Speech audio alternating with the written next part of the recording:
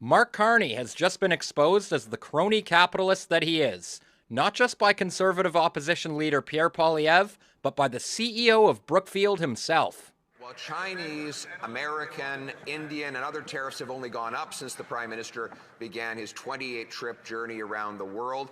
He hasn't had a single solitary win. In fact, the only wins he's had are for Brookfield. Just days after he met with the President, Trump signed on to $80 billion of nuclear purchases from Brookfield. And then he gave $500 million of our tax money to the European Space Agency located on Brookfield's campus.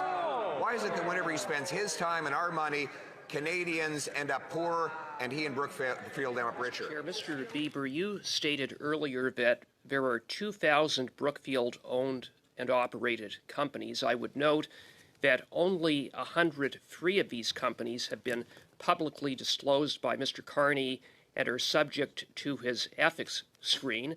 In other words, 95% of Brookfield companies are not the subject of the ethics screen. Will you undertake to provide a list of the 1,900 other Brookfield companies? I presume that in conversations and discussions with the ethics commissioner, that list was produced based on... I'm asking you, will you undertake to provide us with a copy of that list? Because when a Brookfield company makes money, Brookfield makes money. You said that.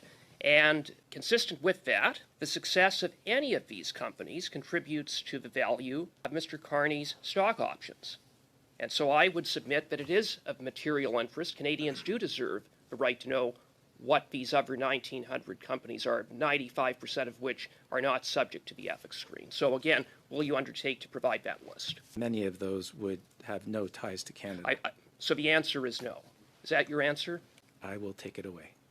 You'll take that under advisement? Sure. Okay. Make no mistake about it.